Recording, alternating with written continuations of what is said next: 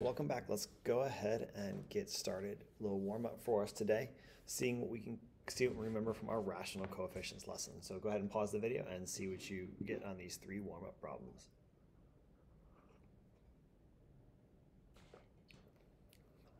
All right, so let's take a look and see how we did. Let's connect ours. So first thing we did was multiplied by 2. So we got x was equal to 7 on our first one. Here we're going to multiply by the reciprocal 3/2. Can't cross reduce, so we're going to end up with v equals 27 over 2, which we're then going to simplify down to v equals 13 1/2. So 1/2, there we go.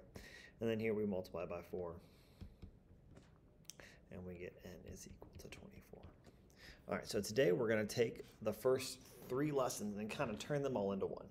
We're going to solve two-step equations that are going to involve both addition and subtraction, addition or subtraction, or multiplication or division. So it's going to include, and multiplication and division. So it's going to actually have 2 full steps. So we're going to take, and it could involve a rational coefficient. So we're going to take any of those numbers or any of those lessons and kind of pull them together into one full concept. So let's go ahead and take a look at what that would see. All right, so when we solve two-step equations, there's kind of a process in which we go through. And we're used to simplifying expressions. Like last unit, we were doing order of operations and we simplified. And we put together like terms, or we distributed first, then we put together like, then we added our like terms. Okay, that's for simplify. But for solve, I'm going to switch colors for this. For solving, we actually reverse the process. We go up the order of operations. So we're actually going to add or subtract first, then multiply or divide.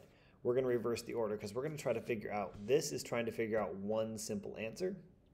This is trying to find the end. This is trying to find the beginning, where you're trying to find out what x is on the other expression. So it kind of makes sense that if you're going to simplify down to a single number here, we're going to work from that single number back to the answer on the other side. All right, so let's take a look. So the first thing we do, if we work an up GEMDIS, is start with the addition. So we take a look at this addition. How do we get rid of a plus 3? We subtract 3. So now we have 2x is equal to 6. And then we divide by 2 and go x is equal to 3. Now let's quickly check it to see if we're right. 2 times 3 plus 3 equals 9. So 2 times 3 is 6. 6 plus 3 is 9 equals 9. Our statement is true. That makes it right. All right, why don't you guys give this one a try? Pause the video and see what you come up with.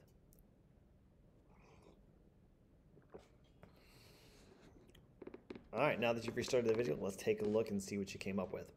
So you're going to start here by subtracting 3 from both sides. Get 4 times x is equal to 16. That's 16 prettier. And then divide both sides by 4. X equals 4. Let's test our theory. Let's test our math. 4 times 4 plus 3 is equal to 19. 16 plus 9 is 19 equals 19. We have a true statement. It's correct. All right. Go ahead and give this one a shot. See what you come up with.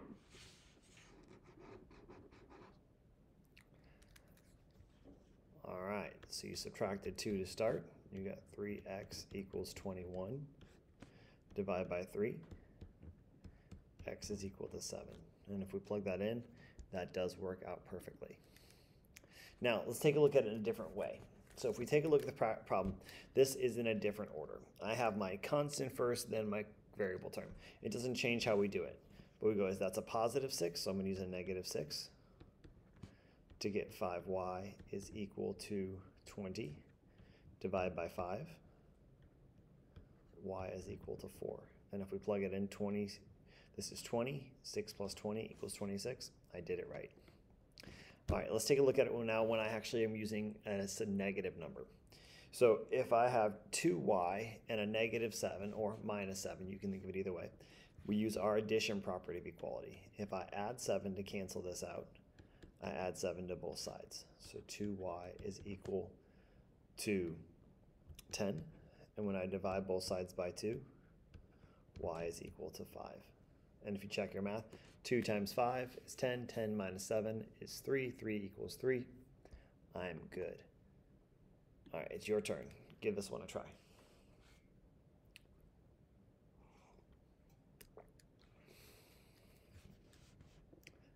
Ooh, our first instance of negatives. So we're going to subtract 9.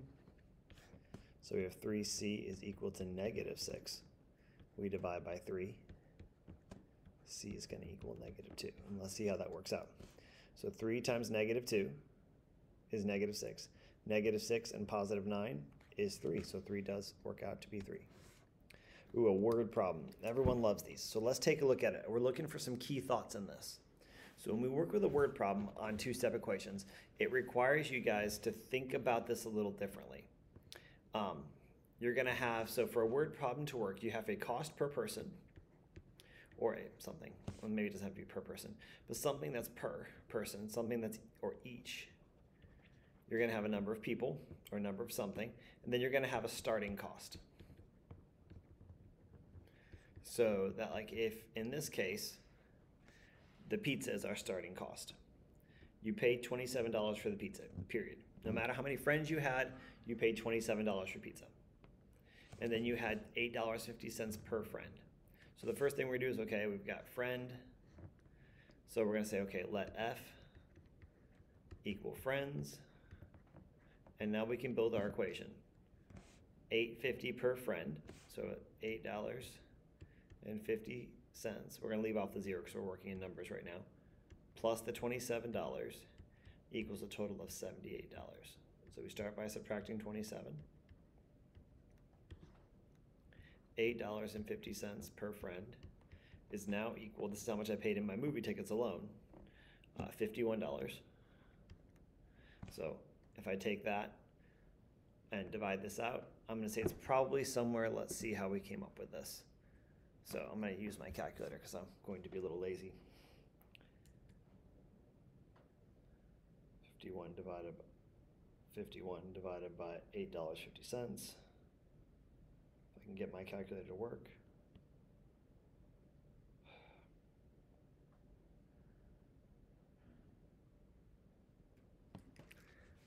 All right, so I divide them both by 8.5. I get F is equal to 6. So I have 6 friends that came to the movie, and that kind of makes sense. If you think 6 times 8 is roughly 48, and then half of $6 is 3, that gets us our next piece. All right, go ahead and figure out Luis's cell phone. This is old school, back when we actually had to pay per text message. Oh, the bad old days.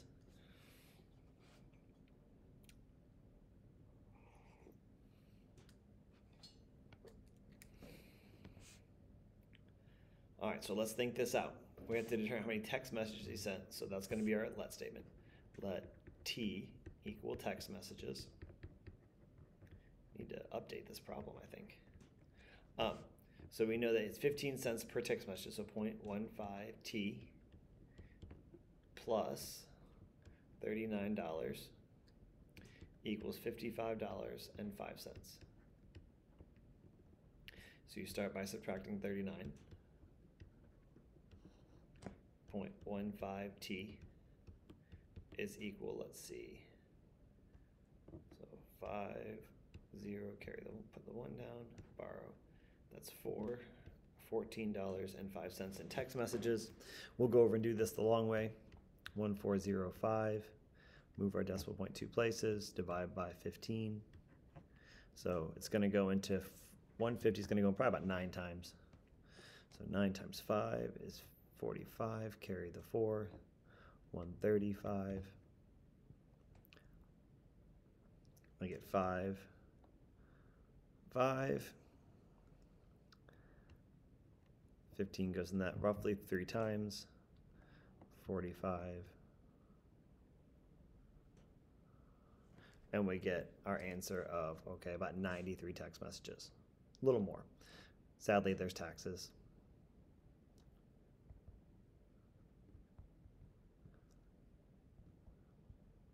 Oh, did you all catch my mistake?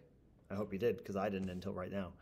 That doesn't sound right, so I made a mistake. Hopefully you already caught it. When I subtracted wrong. So it should be $16.05. So let's try that again. 15 and 1605. Let's see if that works out better. Now we have 1.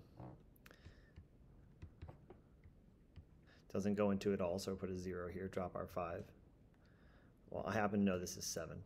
7 times 5 is 35, carry the 3. So he's had 107 text messages. Sometimes I wonder if I send that many in a month. You guys probably maybe send that in a day. All right, so the last kind of problems we're going to take a look at are just ones that include the rational idea, the rational coefficient. It doesn't change what we're doing, but it allows us to practice a little bit more. Let's see how this works out. Okay, so we start the same way. This is actually our ticket out the door. So actually I'm going to have you try this first, then I'm going to go over it.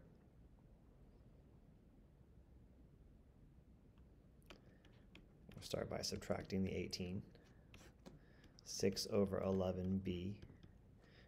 Let's see if I can do my math right. So I'm just going to subtract 20 to get it to 76, then add 2 to get 78. And I'm multiply by the reciprocal. I happen to know this does cross-reduce. Goes down to 13. So 13 times 11 is 130 plus 13. So that makes b equal 143.